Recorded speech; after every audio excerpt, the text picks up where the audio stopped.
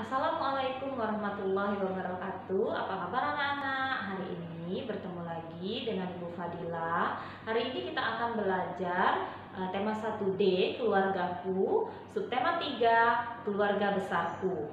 Nah, sebelum kita memulai pelajaran hari ini, ada baiknya kita baca doa terlebih dahulu. Yuk kita angkat kedua tangannya. Bismillahirrohmanirrohim. Raditu billahi robbah wabil islami dina wabil muhammadin nabiyya wa rasula. Rabbi zidni ilma warzuqni fahma. Amin. Nah anak-anak, kalau ke minggu kemarin Ibu Sriningsih sudah menjelaskan tentang keluarga inti Bella, anggota keluarga inti. Nah, hari ini kita akan belajar tentang keluarga besar. Nah, keluarga besar itu terdiri dari ayah, ibu, anak, kakek, nenek, dan yang lainnya. Nah, sebelumnya anak-anak bisa simak bacaan yang akan Ibu bacakan tentang kerabat. Kerabat. Ayah dan ibu punya orang tua. Mereka disebut kakek dan nenek. Saudara atau famili dari ayah dan ibu kita sebut kerabat. Indonesia sangat luas. Panggilan terhadap kakek di setiap daerah berbeda.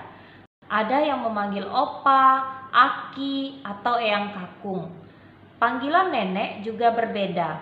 Ada yang memanggil ompung, epo, atau nyai.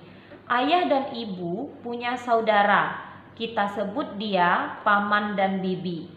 Panggilan untuk paman dan bibi di setiap daerah juga berbeda. Ada yang memanggil mamang dan bibi, ada pula yang memanggil Pak D dan Bu D.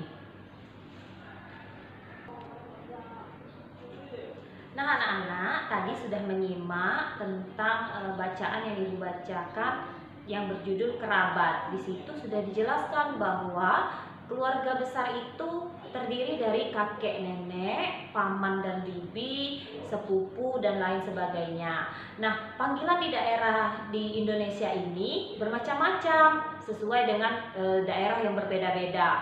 Maka dari itu anak-anak bisa lihat tabelnya di halaman 87 supaya lebih jelas.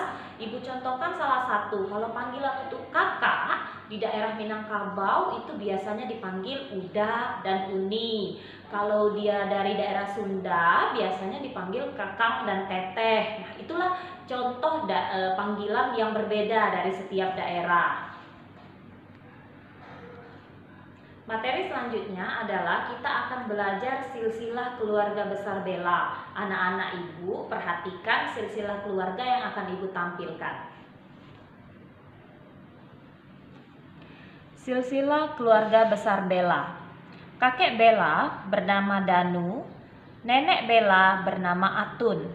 Kakek dan nenek mempunyai anak yaitu ayah Bella yang bernama Pandu, paman Bella bernama Arif, dan bibi Bella bernama Rani. Ayah Bella menikah dengan ibu Bella yang bernama Arta, mempunyai anak Hadi dan Bella. Paman Bella bernama Arif menikah dengan bibi Bella bernama Mala, mempunyai anak bernama Popo. Dan paman Bella, Heri, menikah dengan bibi Bella bernama Rani, mempunyai anak bernama Ine.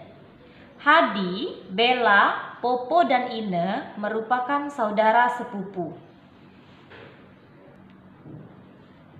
Anak-anak, tadi Ibu sudah menjelaskan tentang silsilah keluarga besar Bella. Sekarang Ibu ada soal. Nah, jawabannya ini ada di silsilah keluarga Bella tadi. Perintahnya pilihlah jawaban yang benar berdasarkan silsilah keluarga Bella dengan memberi tanda centang. Yang pertama, kakek Bella bernama titik-titik. Nah, di sini ada pilihannya, nak.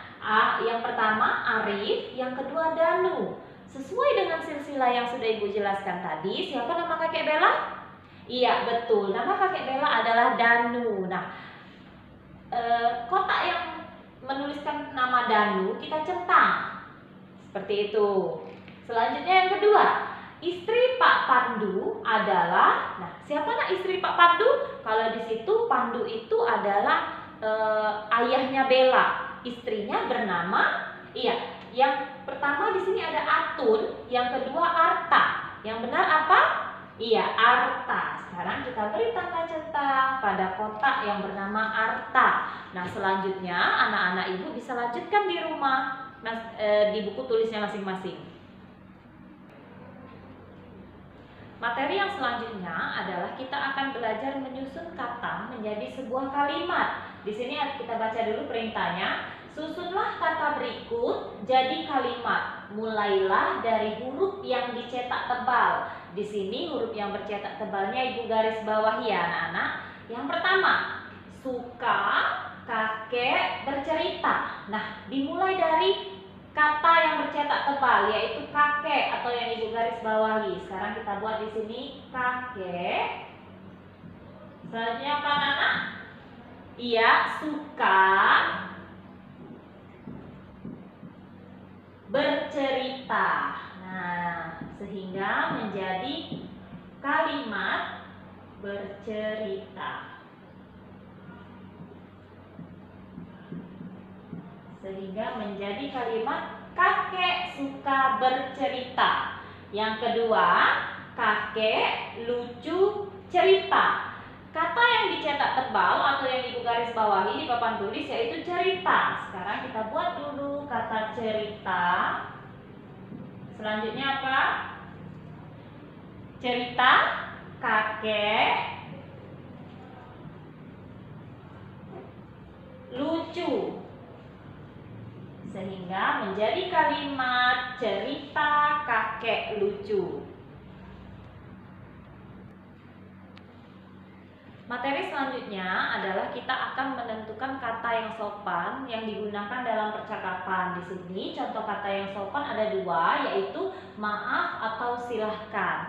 Nah, ibu ada dua contoh soal. Di sini kita akan disuruh menentukan menggunakan kata maaf atau silahkan dalam percakapan di bawahnya. Yang pertama nomor 1, titik-titik dipakai pensilku. Kata apa nak yang tepat digunakan, maaf atau silahkan? Iya betul, silahkan. Sekarang kita buat di sini kata silahkan. Nah, sehingga menjadi kalimat percakapan silahkan dipakai pensilku. Yang kedua, titik-titik saya datang terlambat. Kata apa yang tepat? Maaf atau silahkan? Ya betul sekali, maaf.